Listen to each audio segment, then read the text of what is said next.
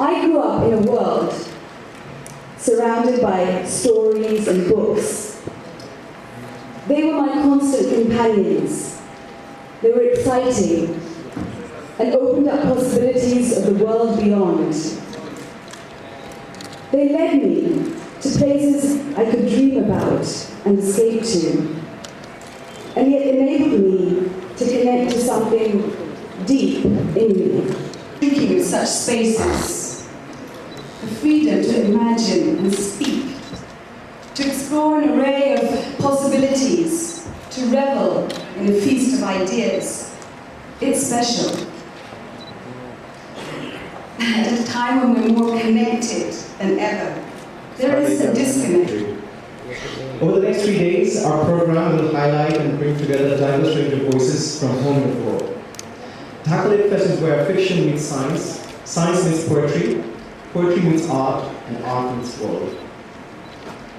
As with every year, we'll engage in topics that form the core basis for freedom of expression. And at a time when populism and right-wing politics is on the rise across the globe, the importance of free discussions such as this cannot be overemphasized. At the Dhaka Lit Fest, we ask questions. What role does books play in our life? Or how do they shape us in defining our values? Our festival is not about finding one answer, but it's about appreciating our differences and celebrating freedom. Thank you. All three directors must speak. I begin by thanking the Honourable Minister of State, Mr.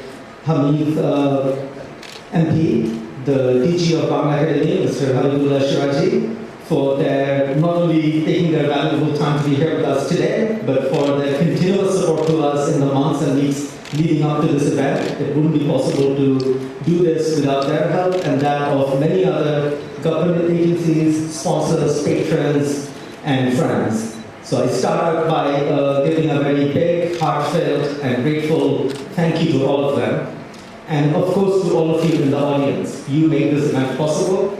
And definitely to all the participants, those who are coming from abroad and those who will be coming from Dhaka or other parts of Bangladesh. It is all of you who made Dhaka Lit Fest what it is. And it may seem like an obvious statement, but actually that is the main point I want to make today, and the only point I have to make. Because there's really not much to add to what my two directors have said, except one thing. Why do we do Dhaka Lit Fest? And I'm grateful, honoured to be here. I know that every guest speaker always says those things, excited, grateful, honoured. And I feel that it doesn't quite cover it in my case, because when I left Dhaka, it was 1971, I was 3.5 years old, and since then, Bangladesh has been an absence in my life.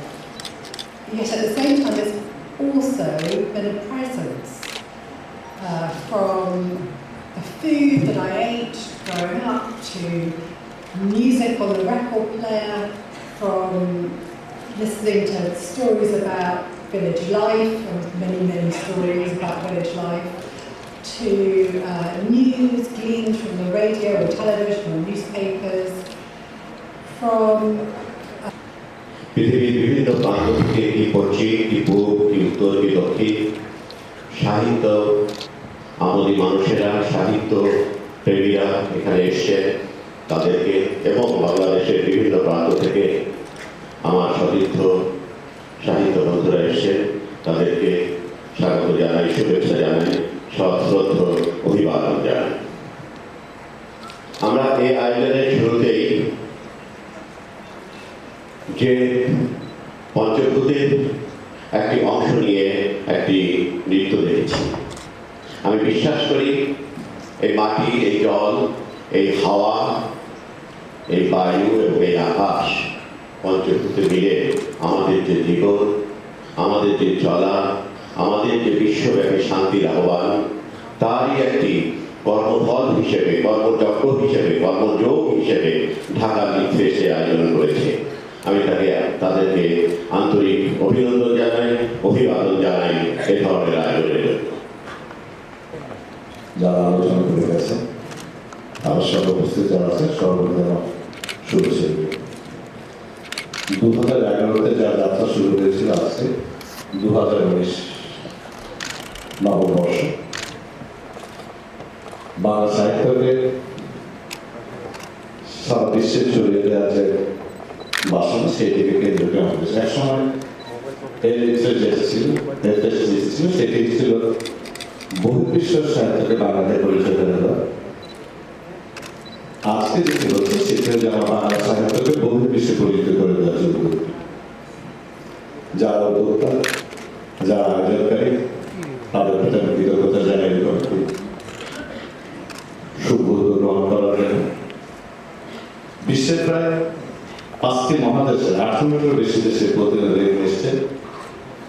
আমার সময় প্রায় 100টির মতো session হবে 3 দিন ব্যাপী। এই আন্তর্জাতিক মানের ঢাকা লিস্টে সেটি উত্তরোত্তর সমৃদ্ধি জন্য আমরা সংস্কৃতি মন্ত্রণালয়ের পক্ষ থেকে সহায়তা করছি। আগামী বছর এইটি শ্রী এবং মা আমরা আরো বৃদ্ধি করব সিদ্ধান্ত নিয়েছি, যেটির মধ্যে দিয়ে আমার সেই লালিত স্বপ্ন জাতির জনগণের যে স্বপ্ন সেই স্বপ্ন বাস্তবায়ন হবে। জননেত্রীর যে আকাঙ্ক্ষা রাষ্ট্রকে গড়ে তোলা সেইটির বাস্তবায়ন হবে। আমাদের সাহিত্যের উপর যে আকর্ষণ প্রতিবেশী মায়ানমারের রোহিঙ্গাদের যে অপসংস্কৃতির অনুপ্রবেশ সেইটির বিষয়ে বিশ্লেষ আয়োজনকারীদের কাছ থেকে আমি সবসময় আপনাদের যে সেশনগুলো হবে এই রাষ্ট্রের পক্ষে আমি আপনাদের কাছে সেই ব্যাপারে কিছু কিছু আপনার বিষয়বস্তু আপনার উত্থাপন করে সেই জন্য আপনাদের আবেদন জানাচ্ছি। আমার সংস্কৃতির উপর যে হামলা 11 লক্ষ রিফিউজি আজকে বাংলাদেশের দক্ষিণাঞ্চলের আমার যে সংস্কৃতি আমার যে সাহিত্য আমার যে অর্জন সেটিকে ধ্বংস করতে বসেছে এই বিষয়টি আমি আপনাদের কাছে উত্থাপন করা যাওয়া হচ্ছে। বিশ্বের বহুদেশে লেখক সাহিত্যিক এসে তাদের মধ্য দিয়ে তার দেশের সরকারের কাছে যখনই সুযোগ পাবে তারা যেন আমাদের সে আকাঙ্ক্ষিত কথা তুলে ধরেন। মাননীয় প্রধানমন্ত্রী যে এই 16 কোটি দেশের জনগোষ্ঠীর যে দেশ সেই জায়গায় আমরা অতিরিক্ত 11 লক্ষ অধিবাসীকে লালন করছি পালন করছি এবং তাদের যে আগ্রাসন আমার এই সাহিত্যের উপরে খানিকটা হলেও যেতে তারা প্রভাব বিস্তার করতে পারছে সেইটি থেকে আমরা পরিত্রাণ চাই এবং তার দেশের সরকার যেন আমাদেরকে সহযোগিতা করে। এই সাহিত্যিকদের মধ্য দিয়ে আমি আমার যে লেখক সাহিত্যিক যারা আছেন তাদের বিষয়ে আমি তাদেরকে উত্থাপন করে অনুরোধ জানাই। আজকে ঢাকা লিট ফেস্টে শুভ উদ্বোধন ঘোষণা করছি। খোদা হাফেজ। জয় বাংলা, জয় Bangladesh.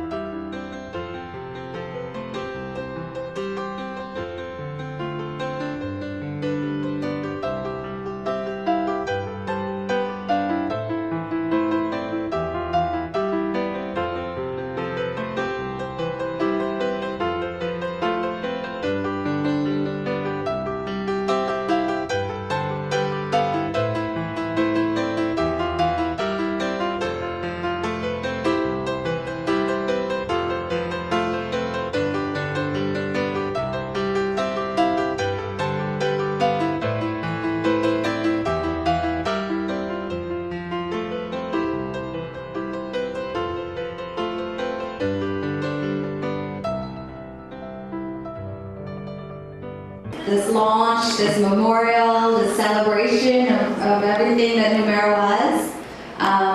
He was a dear friend to me and a lot of people in this room. We're very lucky to have his mom here with us today, and we have his cousin and his great friends. And also, IUB has been very kind to sponsor this event, and we have some of his students here who I think also love him deeply. So this is a very heart-wrenching session because it's a celebration of literature, but at the same time also, with so much emotion that we're all feeling to be here for a launch of an amazing writer who put his heart and soul into his words, and he unfortunately can't be here to be receiving all this love from all his fans and friends and family, but I'm sure maybe he's watching it from somewhere above us. So I'd like to call the panelists today. We've got Nadeem Zaman, Saad Hussain, Rahul Soni, Kanishka Gupta, and Anjali Chaudhary.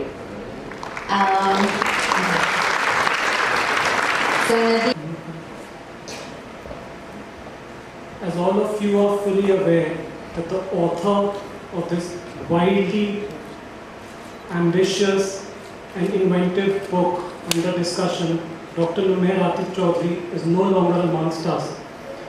I'm going to read out a piece which tries to capture the essence of Babu Bangladesh, Numair Chaudhary, the author, my close relationship with him, and the very fraught publishing journey of the novel. This is my first visit to a literary festival outside India. Going just by cold, hard statistics, I ought to have been to Karachi, Lahore, Islamabad, or even Gaul before Dhaka. But then Numair Chaudhary happened. Babu Bangladesh happened. Let us talk about the more important and worthy firsts. Numair Chaudhary is the first Bangladeshi writer to be nominated for the Shakti Bhatt First Book Prize in its fairly illustrious 13-year history. University, announcing the bloody birth of a nation that went into the creation of Babu, through his formative years spent in the shadow of Shamshad Bhavan that acquires a life of its own, to nature fighting back against the onset of the effects of climate change in the Sundarbans and Bay of Bengal. Fact, fiction, and fantasy become one as Babu's life mirrors that of Bangladesh, leaving the biographer with more questions than answers. My editor and I were immediately struck by the novel's ambition, scope, and inventiveness, the irresistible, hypnotic, and I must be honest, sometimes overwhelming blend of myth and reality.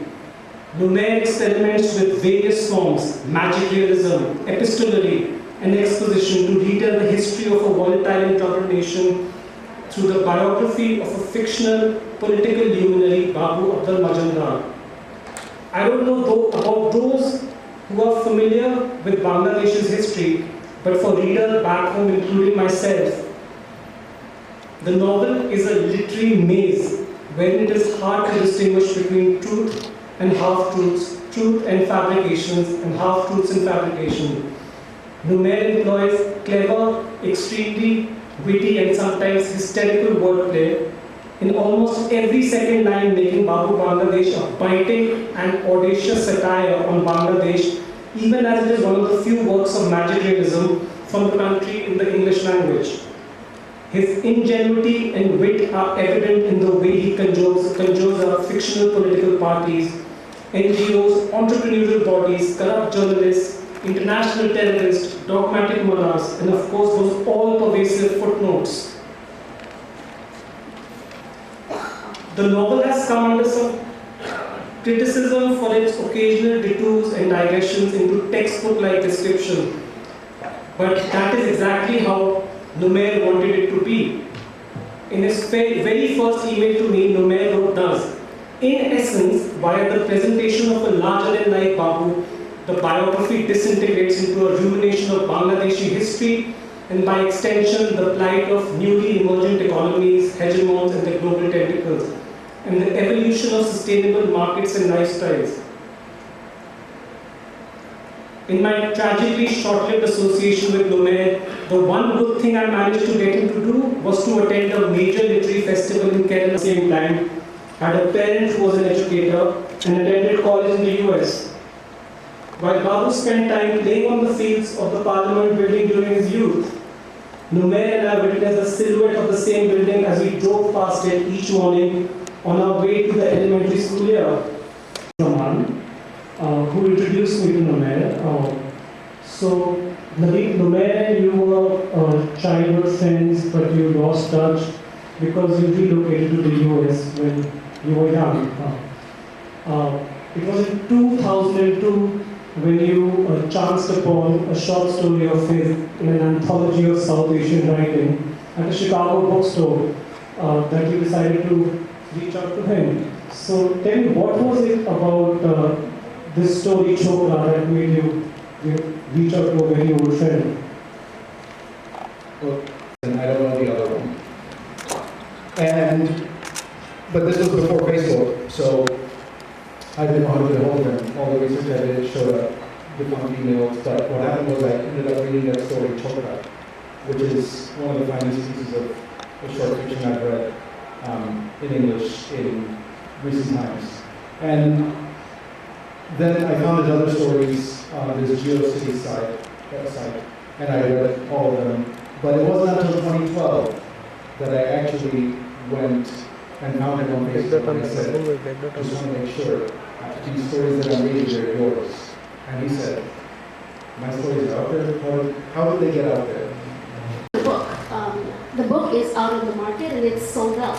You go to pretty much any of the bookstores, to Bookworm, to any of the big bookstores that we have in the country, and you won't find the book. I have students in the audience right now from IUB, most of whom are sharing books because the book is, it's just basically sold out everywhere. And I think the support for it within our country, we recognize the new Salman Rushdie, even if the larger audience outside doesn't. And I feel like that, from that perspective, the more the book is promoted here, the more the book will be available if people are reading. But the bookstores are not ordering in large quantities, they're ordering like 50 copies, 100 copies, and then they get sold out, and then they're chasing the publisher, and it's not easy to. So I think if you know any bookstore, or if any bookstore over there now, I think we have a lot of people who are asking for the book. Maybe that's unusual. Maybe that's kind of the point of the book. We're not used to reading books like this. It's 400 pages, it's big, and it's layered, and it's extremely, extremely dense. But people are reading, people are trying it, because this is our voice. You're from India, but this is our first real voice when it comes to magical realism. And he wrote this, and we'd like copies. Thank you. So, talking of magical realism, are discriminating against. I think it's what we write that's not interesting to an American audience or a British audience. And that's something that, you might have to just accept, that this is, the kind of diaspora writing we do. It's not necessarily interesting to other people. Or that there's a lot of examples of it already. So in a way, you're kind of repeating the same stories over and over again. And, maybe there's only room for a couple of those books. So, Lumiere and you were a part of a writing group. Shazia, who made the introduction, she was also a part of it. So tell me about the group and how you critique each other's works, and whether you had read drafts of Mark, whether you had any feedback to give, because when we had a conversation, you told me that some of the digressions are fascinating to you and some of them kind of bogged you down. Yeah, we didn't, we only he only joined us, those four of us, he only joined us about the last year. He had already kind of finished, but he wasn't sure which order, the sequence of He was sure of the order, he just wanted to keep tweaking it. He could never, he could never really finalize on anything. He was always willing to accept, which, we already talked about. But I think I appreciated the skill he had in writing, and definitely the kind of technical craftsmanship, because I think that's what's lacking in a lot of writers right now. Is that level of technical skill. But with the digressions, I mean, I honestly feel that, yeah, like the Shamsun Roman digression, I mean, I really enjoyed those parts. But that's interesting to me. That's everyone's favorite section. Yeah, because of the geomancy and all of that, and that's unusual, and you give a lot of some of the other stuff, because he keeps taking you in directions, and sometimes you're just like, I just want the story, like I just want Babu's story. At some point I was feeling that a little bit. Thought about, because as Kanish was pointing out, he did put in elements about the Rohingyas, about refugees, about the crisis on the index regarding women and violence here. We see it in the book. So I believe, sir, you said, do we fear for our lives? Writing what we write, or writers, not us specifically, am I right? My question dealing with like novels, expression of like fiction. In terms of like just normal fiction. Got it. I just wanted to make sure I had your question right. Well, you know, it's not that writers don't live in fear around the world.